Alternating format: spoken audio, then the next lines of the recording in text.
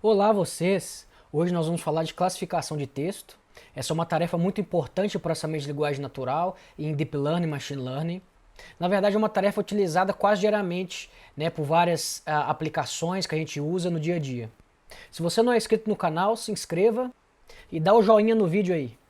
Bom, a classificação de texto é uma tarefa muito popular em processamento de linguagem natural, e aqui a gente tem um exemplo de uma classificação de texto. Então, por exemplo, um texto é um e-mail, você tem um modelo de machine learning ou deep learning que vai classificar esse e-mail em spam ou não spam. Né, essa é uma aplicação clássica, muito utilizada aí por diversos provedores de e-mail, né, e a ideia é você treinar um modelo onde esse modelo vai receber esse texto e vai poder classificar ele como spam ou não. Existem outros exemplos também de classificação de documentos. Então você pode pensar também, você tem uma aplicação que é um classificador de documentos, que pode classificar o documento em uma petição, em um documento confidencial, em um relatório, diferentes tipos de documentos, você pode pensar assim. Também temos exemplo de classificação de review. Então, por exemplo, uma empresa quer saber se os seus produtos estão sendo bem falados ou não. Então você pode ter um classificador de reviews, onde a ideia é que esse classificador vai olhar, né, os comentários ou os reviews de um determinado produto e para saber se esses reviews são positivos ou negativos com relação ao produto. Esse é outro exemplo de classificação de texto. Um ponto muito importante é que esses classificadores de texto, né, no geral, eles são usados em diversas pipelines de machine learning.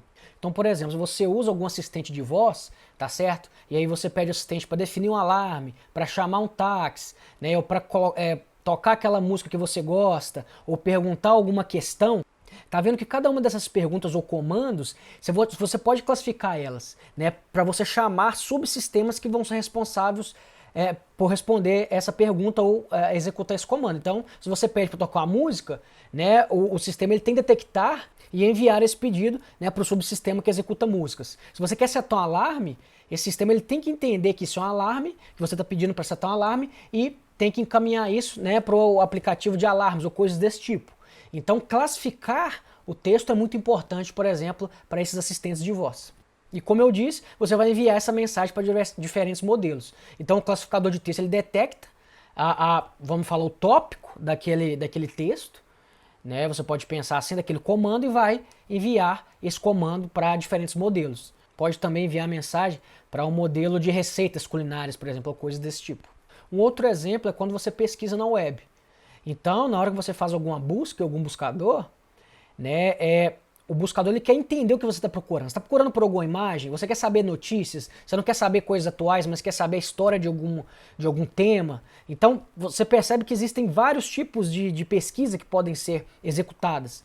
Então, ele entender esses diferentes tipos e ele classificar esses diferentes tipos faz com que a sua experiência na busca seja melhor. Então, se você está fazendo uma pergunta, qual a capital do Brasil? Né, ele vai entender que isso é uma pergunta e ele vai te trazer, por exemplo, uma informação de um grafo do conhecimento. Né? Se você gostaria de perguntar quais são as notícias do dia, então a ideia ele vai tentar, ele vai entender que você está perguntando sobre as notícias do dia e vai tentar gerar um resumo, por exemplo, das notícias do dia para você. Então são intenções diferentes que o classificador ele deve aprender e classificar para você ter um bom resultado quando você pesquisa na web, por exemplo. Muitas das tarefas em classificação de texto, elas são multiclass. Então a ideia é que você tem várias classes ou labels, e só que apenas um é correto. Então, por exemplo, se você quer classificar reviews, né, você vai, por exemplo, esse review aqui de animais, né? Eu realmente amei este cachorro este gato e aquele cachorro. Então você vai ter que classificar esse comentário em diferentes labels, só que um deles só é correto. Nesse caso, os labels aqui pode ser, ele não gostou, o comentário foi ruim, sem estrela nenhuma, ou tem vários níveis, né, de labels aqui, até um comentário com todas as estrelas, que é um comentário positivo. Você pode pensar assim. Você pode também ter uma classificação binária, onde só tem dois labels e apenas um é correto. Então, por exemplo, classificar um e-mail em spam e não spam. E você pode ter também, né, na sua tarefa, um problema multi-label, que na verdade você vai ter vários labels, mas mais de um pode estar correto.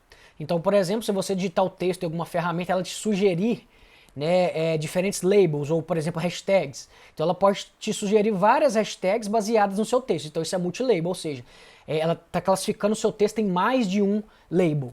né? E aí vai te sugerir vários, você pode clicar neles aí para você adicionar, por exemplo, ao seu comentário em alguma rede social, por exemplo. Aqui brevemente a gente mostra alguns datasets que existem para trabalhar com classificação de texto. São os mais comuns na academia, em papers e também para você brincar. Se você quiser classificar algum texto, você pode baixar esses datasets e trabalhar no seu computador, né? Desenvolver modelos neurais ou enfim, vários modelos para classificar os textos.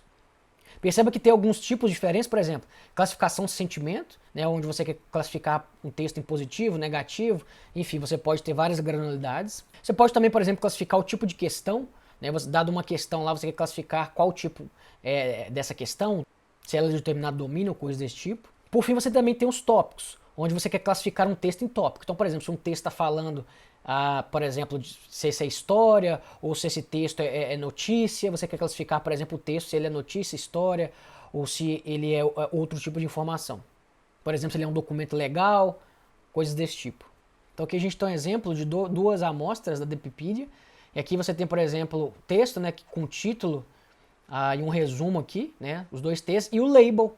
Né, você quer classificar esse texto em quê? Então, por exemplo, esse texto aqui está falando sobre uma companhia, o label dele é a companhia. E esse texto, uma empresa, né? E esse texto aqui está falando de um artista. Então você gostaria de classificar esse texto em um artista. Então esse aqui é um exemplo da Depipedia. Então vamos tentar formalizar um pouquinho essa tarefa de classificação de texto.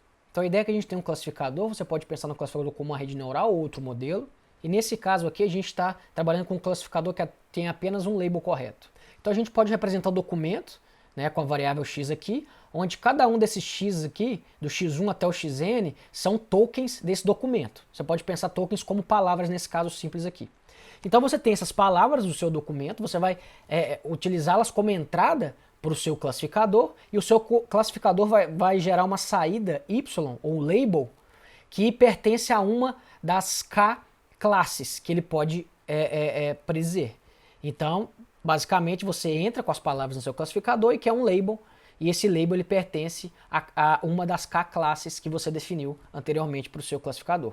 Então, no exemplo do spam, você pode pensar x como e-mail, né, de x1 a xn são as palavras do e-mail, e o classificador vai classificar o e-mail em duas classes, então K é igual a 2, sendo spam ou não spam. No entanto, os classificadores, principalmente em redes neurais, eles não geram label 0 ou 1, por exemplo, spam ou não spam, por exemplo. O que ele gera é uma distribuição de probabilidade sobre os labels. Então a intuição é que você tem uma distribuição de probabilidade, né, onde cada um dos labels ele vai ter um número e esses números somam 1, que é uma distribuição de probabilidade. E nós queremos que a classe correta, depois de treinado esse modelo, ela tenha maior probabilidade. Então se você entrar com um texto que é spam, você quer que a probabilidade da classe spam seja maior do que a não spam, para o seu modelo detectar corretamente se o texto é spam ou não. E basicamente essa aqui é a estrutura do classificador de texto. A gente tem o texto de entrada, a gente precisa processar esse documento e gerar features que representam o texto. Então você pode usar algumas regras que você pode definir ou você pode usar a própria rede neural para gerar essas features do texto. Se você lembra de vídeos anteriores, uma forma de gerar features para texto é utilizando word embeddings. Esses embeddings podem ser contextualizados ou não, mas a ideia é que você vai gerar embeddings para tokens e você pode usar eles como features para o seu texto. E esses embeddings nada mais são do que vetores de números reais, em uma determinada dimensão que é um hiperparâmetro do seu modelo. Perceba que esse token aqui significa end of sentence. É importante ter um token para falar que o texto terminou. Depois que você gerou as features do seu texto, você vai ter uma feature que vai sumarizar o seu texto, toda a informação.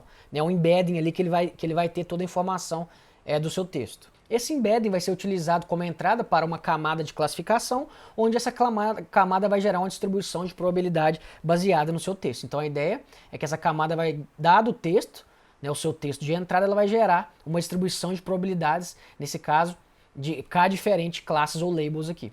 Então, por exemplo, você pode usar como uma camada de classificação uma regressão logística, né, que é um modelo simples que você pode utilizar nesse caso. E você pode usar, por exemplo, como extrator de feature, alguma rede neural. Por exemplo, redes neurais famosas como BERT, por exemplo, para a linguagem. Então a ideia-chave para classificar texto, né, é que você tem que construir representações para esse texto. Então, como eu disse, você pode usar embeddings ou você pode usar outras formas de representar o texto. Por exemplo, você pode contar palavras, você pode criar o seu modelo, né, ou o seu algoritmo para gerar representações do texto. E por fim, você usa essas representações para obter uma distribuição de probabilidade de classes. Então você vai entrar, né, com essas representações ou embeddings no seu classificador e ele vai gerar uma distribuição de probabilidade de classes, onde você vai querer classificar esse texto baseado na classe que tem a maior probabilidade. Os modelos de classificação eles podem ser divididos em dois tipos, generativo e discriminativo. Nos modelos generativos, você vai aprender uma distribuição conjunta de x e y. Essa probabilidade pode ser definida como a probabilidade de dado y qual a probabilidade de x vezes a probabilidade de y.